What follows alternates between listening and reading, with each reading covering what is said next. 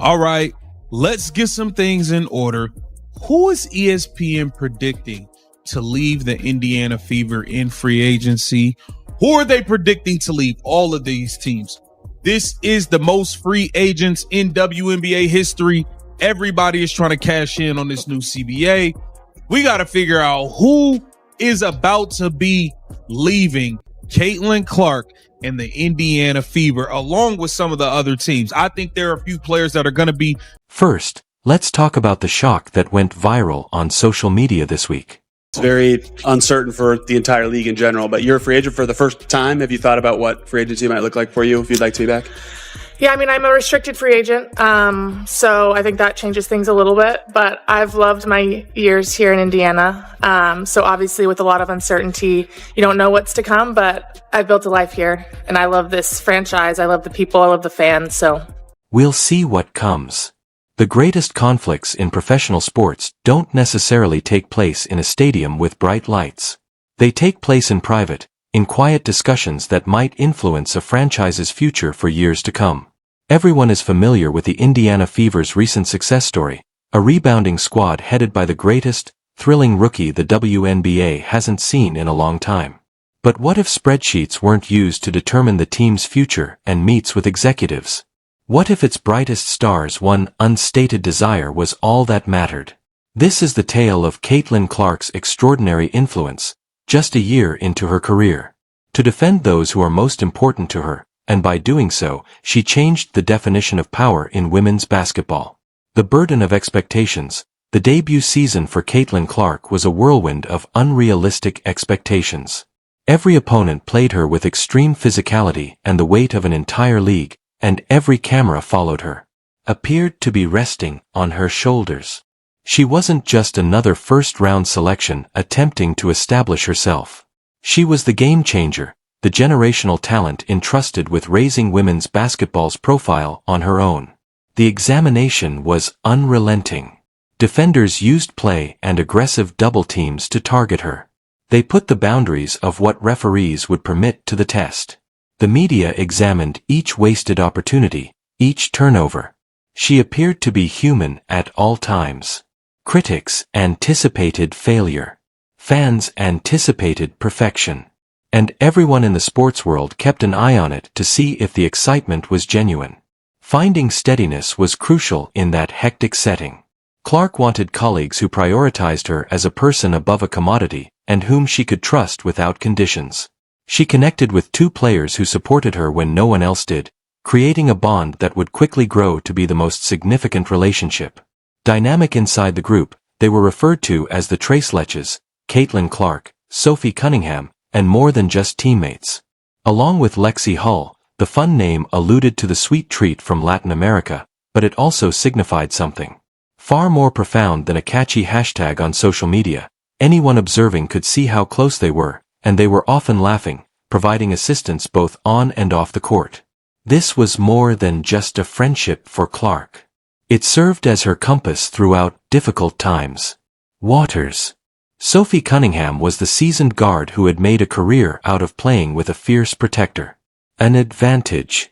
When opponents mistreated Clark, she was frequently the first to intervene, ready to gather technical fouls in order to convey a point. "You will answer to me if you touch our rookie," Lexie Hull offered something comparable. Significant. A constant, soothing presence. Lexie brought equilibrium where Sophie brought fire.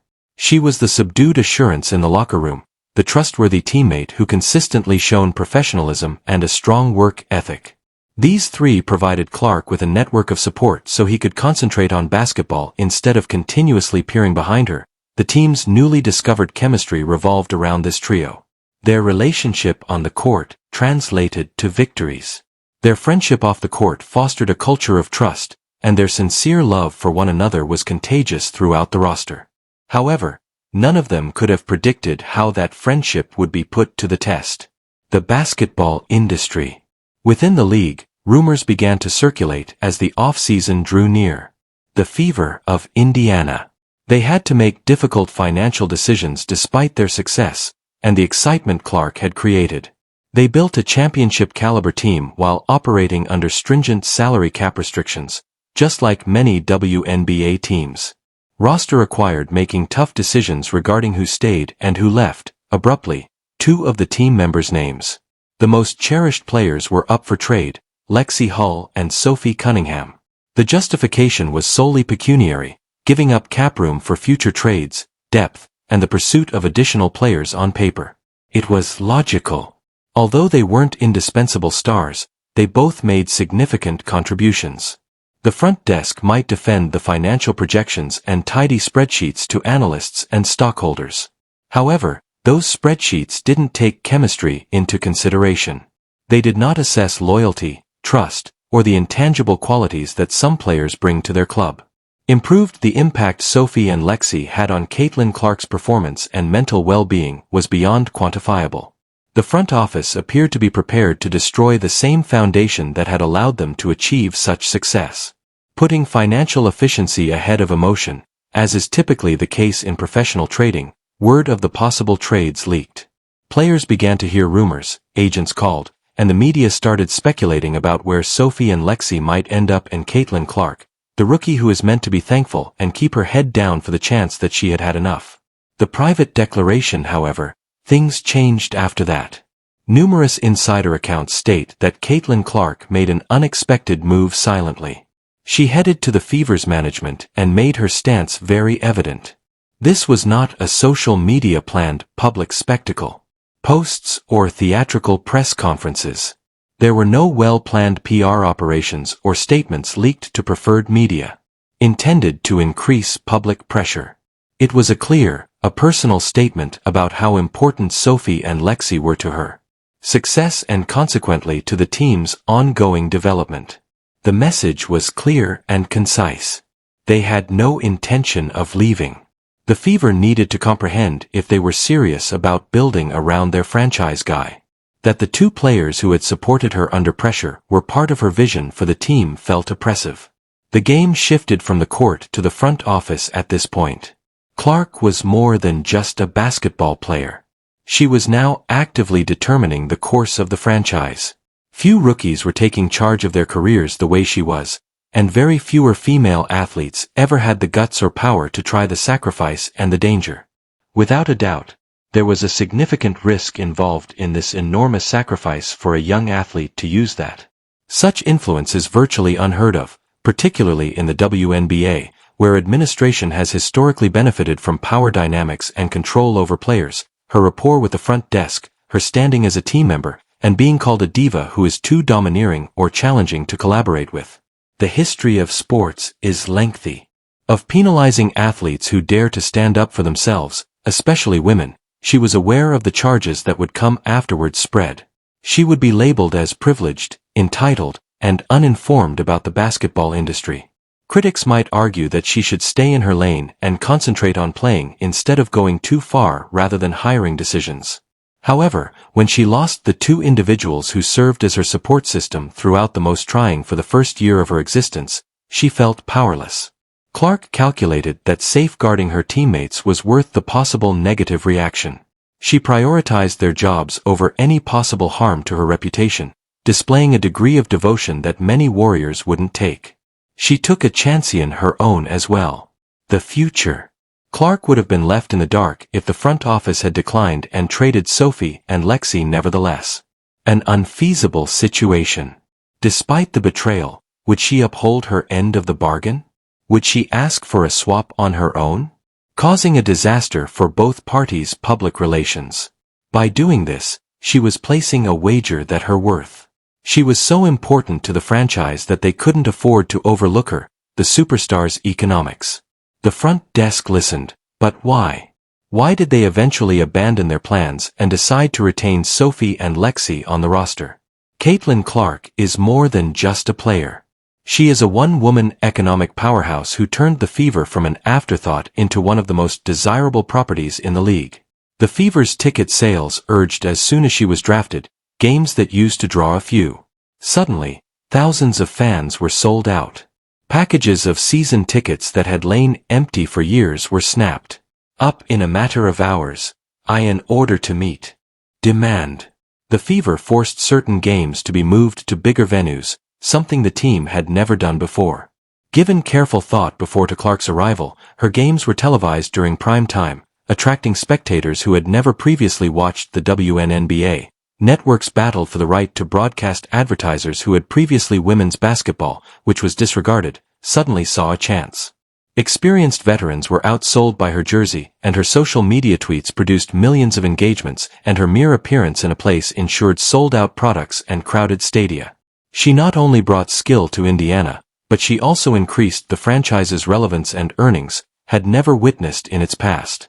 A player has leverage that extends well beyond the box score with that kind of economic influence. When your star brings in millions of dollars, you pay attention to what she says. After doing the calculations, the front staff concluded that maintaining Caitlin Clark's satisfaction was more important than any flexibility in the pay cap. They could benefit from exchanging her network of support to the larger image. Ultimately, this was more than just saving. It was a planned move from a player who knows that championships are built on two pals being moved away. Not simply skill and financial spreadsheets, but also loyalty and trust. Clark realized what a lot of CEOs miss. Chemistry is not a coincidence, and it is difficult to duplicate by adding guys with superior data. She had personally witnessed how Lexie's stability and Sophie's protection enable her to play with liberty instead of dread. She was aware that substituting potentially superior players wouldn't always result in the team better if the trust and culture they had developed together were shattered. Clark was wagering on intangibles, on the factors that, when the pressure is at its peak, are crucial but do not appear in sophisticated analytics. Clark sent a strong statement to the WNBA as a whole by taking the stance. The next superstar in the league is aware of her value, and she will utilize her influence to create a successful culture on her own terms. She didn't want to be a passive worker who put in a lot of effort, showed up, and let others make all the choices. She was introducing herself as someone who would be able to influence both her own and her teammates' futures. This time in the new era symbolizes something. More than a single player defending two teammates, it denotes a change in the balance of power in women's professional basketball. Did I end comparison to their male colleagues? WNBA players had less influence for decades. Players who voiced their opinions ran the risk of being branded as troublemakers, contracts were more restrictive, and salaries were lower. In a league with limited squad spaces, however, the younger generation of celebrities, headed by athletes such as Caitlin Clark, recognizes their worth in ways that earlier generations were unable to fully utilize. They use social media extensively. Followings that are independent of league permission, sometimes their endorsement deals outweigh their playing time. No matter what uniform they choose, their fan communities will support them. They gain power as a result. Genuine, palpable ability to influence their teams and careers. One could recall Clark's subdued stance towards Sophie and Lexie as a moment of change. The instance where a novice had the audacity to refuse management and was allowed to do so because of her financial. She was invaluable because of her value. What will happen next? Who leads the Indiana Fever is no longer the question, but rather what? What will Caitlin Clark construct next? She has demonstrated her ability to sway roster choices. She has shown commitment to her teammates in ways that will gain her trust and respect in the locker room. She has demonstrated to the front desk that she is considering more than simply her personal data. She is considering constructing a sustainable structure. Will she keep speaking up when it comes to hiring decisions? Will other players take a cue from her and ask for more input in the direction of their team? Will management accept this new reality, in which elite players have genuine impact? The responses will influence not only the Fever's future, but possibly the league's as well. Strategy for player empowerment. Perhaps the most memorable aspect of Caitlin Clark's first campaign was her scoring records and highlight reels.